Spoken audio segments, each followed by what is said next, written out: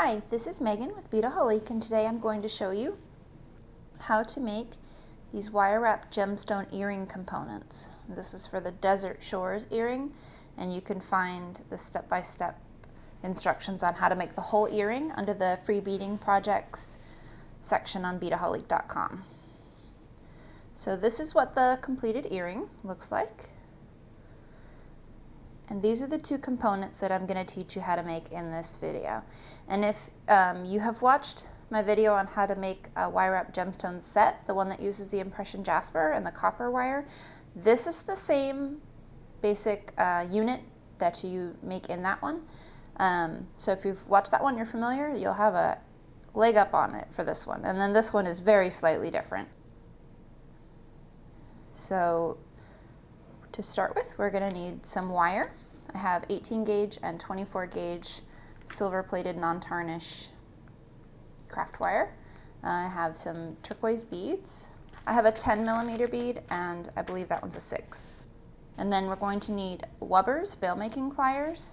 I have the large size here.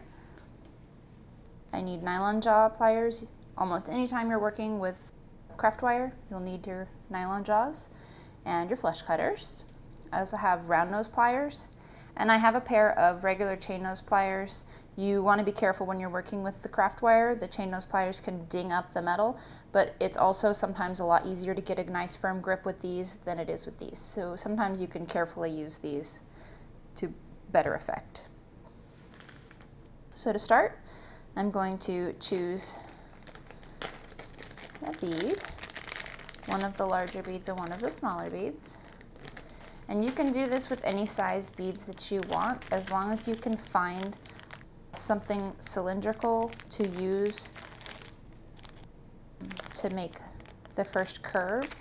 You'll see what I'm talking about. I'm going to use the bail making pliers, but if you want to use a different size bead, if you can find something cylindrical that will match the size of your bead, you can go ahead and use that instead.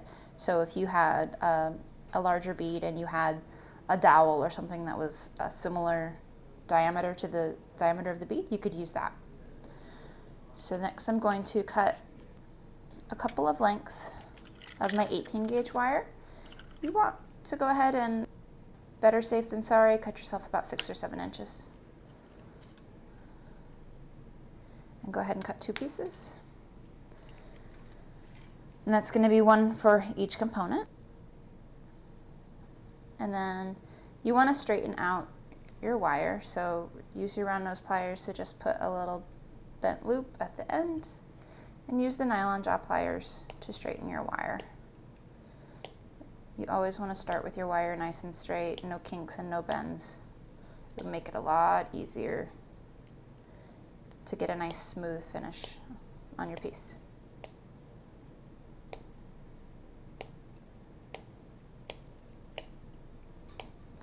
And then once your wire is smooth, go ahead and clip off the loop. And you can see when you're cutting thick wire that ends can fly, so always wear eye protection or hold on to the end. Just be really careful. Okay, so now I'm going to make this link first. So I'm going to take one of my pieces of wire. I'm going to take my bail making pliers, and I'm going to use the larger side. And this is actually, I think, about 1 millimeter smaller than my bead, and that's okay. It will be snug, but it will stretch out to fit. So you just need to have something similar. So bend the 2 sides of your wire up. You're going to pinch in towards the center with your thumb and your forefinger to try to get a nice teardrop shape. Should look like that. Now you're going to cut a piece of 24 gauge wire. The 24 gauge wire, you can actually get it pretty straight with your fingers unless it's really kinked up, and then you will want to go ahead and straighten it out the other way. Put this wire through the hole on your bead. Now you're going to place the bead into the opening in the teardrop. And like I said, this is a little slightly bit larger, so it will open out at the end, that's fine. You can bend it back closed again later. So hold the bead in place inside the wire frame, and you're going to take one side of the 24 gauge wire and wrap it around the edge of the frame. Get that nice and tight, and then go on to the other side and let that one just hold your place. And your bead might move around, it might go crooked in there. That's okay. You can just adjust it, just put it back straight so that it's right perpendicular from the top pieces that are going out. Okay, now you're going to wrap both sides around a few more times. You want to have about 3 or 4 wraps. You want to make sure that it's nice and secure. You can use your nylon jaw pliers to pull on the end of your wire and tighten that up. And then you can very gently use chain nose pliers to bring the coils together tightly.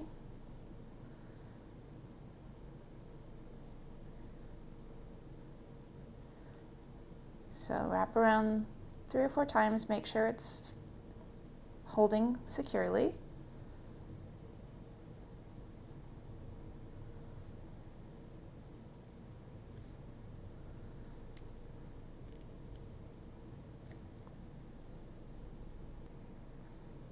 Okay, then you're going to want to straighten out your bead, and you're going to want to take the last piece of wire to the back and use your flush cutters to cut off the extra right in the middle so that the edge of the wire can lay flat against the back and not show on the front.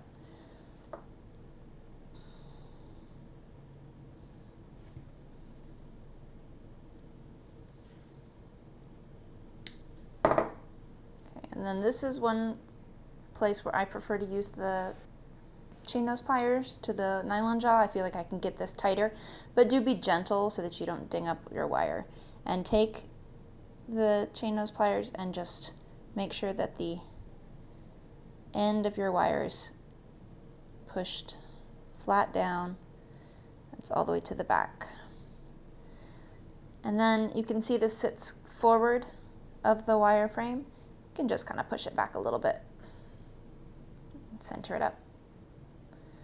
Then you're going to take the opening here that's opened up a little and close it back up. And you want to use your side of your forefinger and your thumb to get that teardrop shape back so that the ends go parallel and right up next to each other till the end. Cut yourself another piece of 24 gauge wire.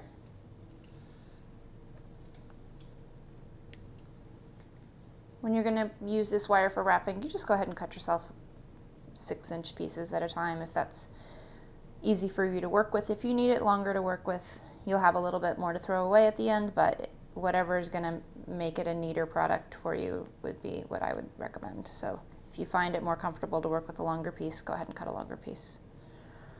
Now I'm going to wrap around the top of the teardrop shape, and I want my wrappings to stay right towards the place where they open up. So wrap that about 4 times nice and securely, and it is going to feel like it moves around a little bit. Go ahead and pull it tight. You're going to bend the ends out, and that is going to help secure that. So just make sure that the wire is going to stay in place and you're okay. And trim off your ends at the back. And you're going to, oops, I didn't trim that one. Short enough. Take your chain nose pliers and squish that down. It's going to flatten it and it's going to make it more secure. All right, now you're going to trim the ends. You want to give yourself about 1 inch from the top of your wire wrapping. And you want to make sure that you're using the flat side of your flush cutters towards your piece so that you get a nice flat cut on the wires. Make sure that the wires have a little bit of a gap in between them. You can gently bend them out if you need to. Grab the very end of the wire towards the tip of your round nose pliers, and as you turn, move down the wire so that you get a gradual spiral instead of a complete circle. And you're just going to bend that down, flip it over, and do the same thing with the other side. Okay, so that is going to be how you do the bottom component for this earring. And then we're going to just do the top component. So you're going to start with your other piece of wire and your round nose pliers. And pinch the center of the wire between the round nose pliers just a bit from the base of the pliers. We're going to do this loop at the top that's used to hang the earring. So bend down, cross your ends over, and go ahead and make that loop. Okay, then you're going to take the smaller side of your large bail making pliers, and you can't squish this like you did the other time, obviously, because it would flatten that loop. So what you're going to do is just hold the pliers, hold your piece, and just go ahead and bend it without closing them. Then you can move it over to the side to try to get that same kind of closing that you had with your teardrop shape from the other one, using the side of your forefinger and your thumb. So you want to end up with a shape like that. And then you're going to do the same thing that you did with the other component to anchor your bead. So take a piece of 24 gauge wire, go through the bead, hold it in place right there in your wire frame. And just like we did with the other one, you're going to wrap around the side.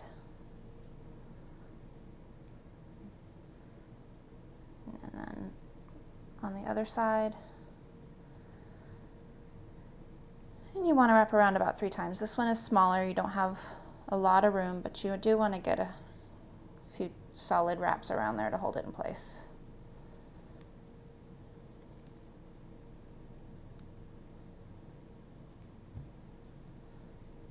And then move your wraps back to the center.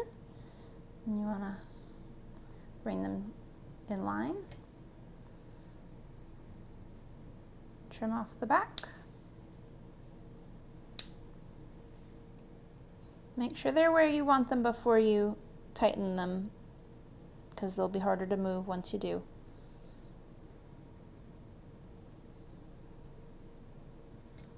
And then again, you're going to just make sure that that's centered when you look at it from the side. And then bring your ends together. And you're going to, again, wrap this just like you did this other piece here.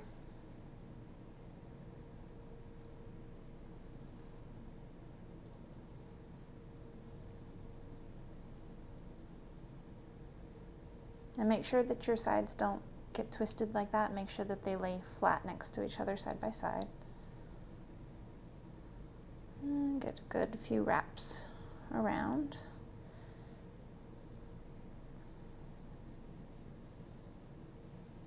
Trim your excess at the back.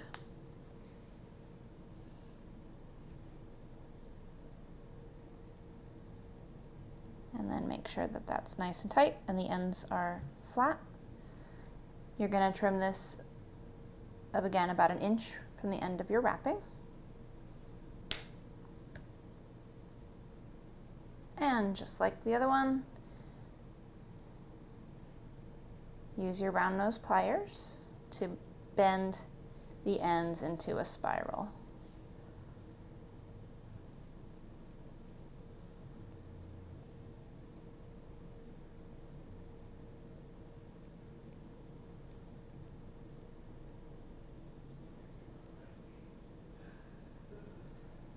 And there's your second component. So you can see these are the bulk of what is involved in these earrings. You also need to watch the video on how to use the Wubbers bail making pliers to make jump rings, or use another method to make jump rings to connect your two components.